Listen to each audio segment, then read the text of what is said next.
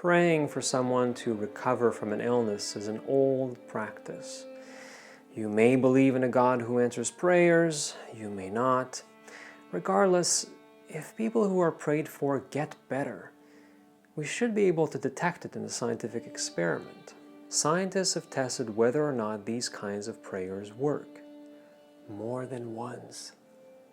So what do you think? Does prayer work?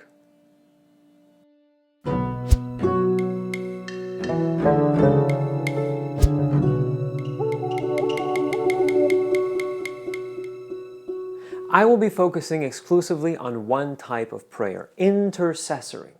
This means a person prays to a deity on behalf of someone else. Sir Francis Galton got interested in the efficacy of this type of prayer in the 19th century and reported that even though the public prayer for the sovereign of every state included "grant her in health, long to live," these sovereigns were the shortest-lived of all of his affluent contemporaries, including doctors, aristocrats, and the gentry. The clergy, likewise, was not any more long-lived than the rest. While this evidence is certainly interesting, it remains observational. I want to take a look at the fascinating interventional studies that have been done in the last decades. In doing so, I want to highlight 4 lessons to be learned. Lesson number 1. Not all studies are created equal.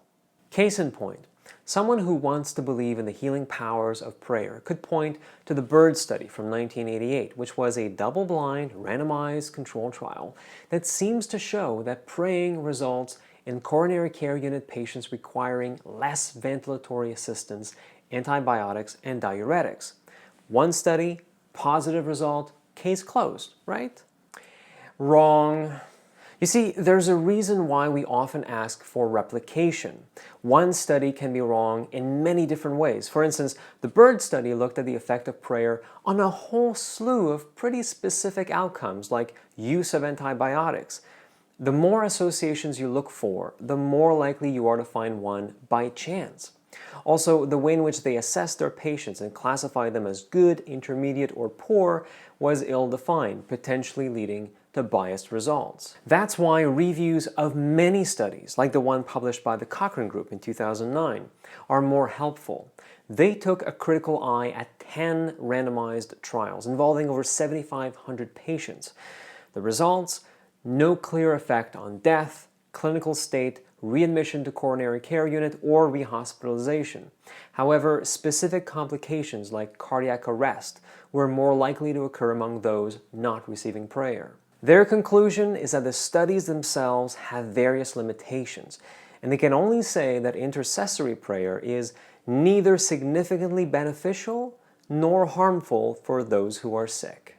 Lesson number 2, if it's too good to be true, it's too good to be true. A paper came out in 2001 by lead author Kwang Cha.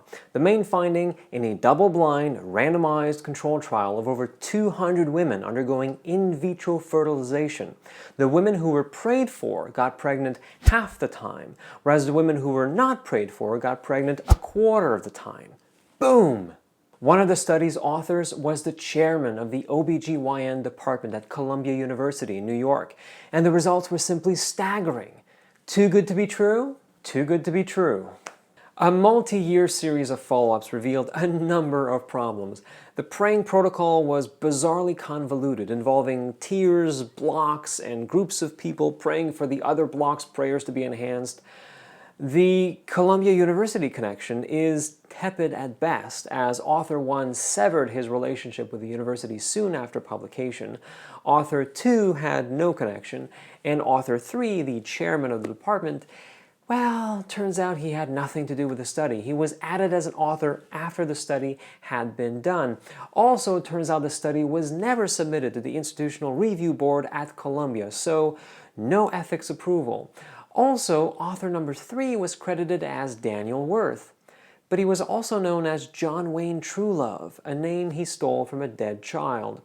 Worth was indicted by a federal grand jury for fraud. Also, he has no medical degree, but a law degree and a master's in parapsychology. 2 years after publication, the paper was retracted by its journal. Given its pedigree, it cannot be trusted. Lesson number 3, anything goes. Seriously. Listen carefully, this is no joke. Although, maybe it is, but it isn't. In the 2001 Christmas edition of the British Medical Journal, Leonard Lebovici published a paper in which he revealed the results of praying backwards in time. Yes, that happened. You see, Lebovici argued that we cannot assume that God is limited by a linear timeline. Prayers sent into the past should work, right? So Lebovici took all adult patients with a bloodstream infection detected at his hospital in the early 90s, randomized their names into two groups, and gave one list to a person who said a short prayer for their well-being and full recovery. The prayer was said in 2001.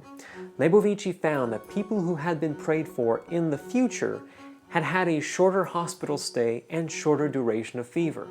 Scientists lost their marbles. When the Cochrane collaboration included this study into their systematic review, they caught flack for treating seriously an article allegedly written in jest. When Lebovici was asked if his retroactive praying was a serious study or a spoof study, he said it was a spoof, certainly, although the study was done and its details were described correctly.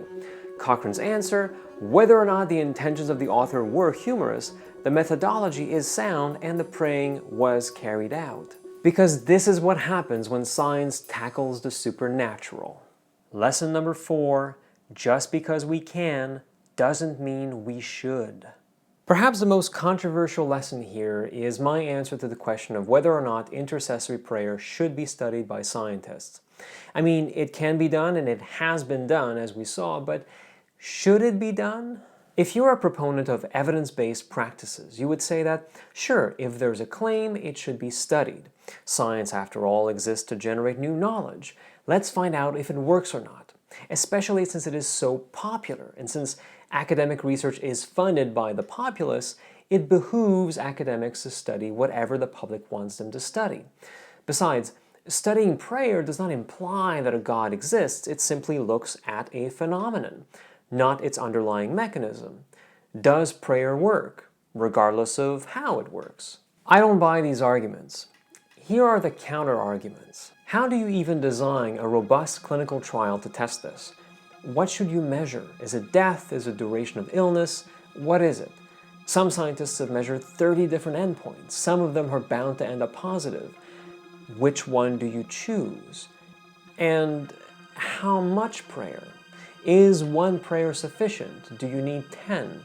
1 day? 7 days? And what kind of control group can you ever devise?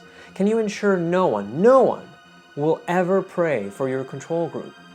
Is there a background of prayers that affects both the control group and the prayer group so it all comes out in the wash? If so, is the prayer group receiving these background prayers plus extra prayers? Are these extra prayers supposed to make a difference? Can you do a triple-blind trial in which the people being blinded to the intervention are the patients, the people praying, and God? Can God be blinded?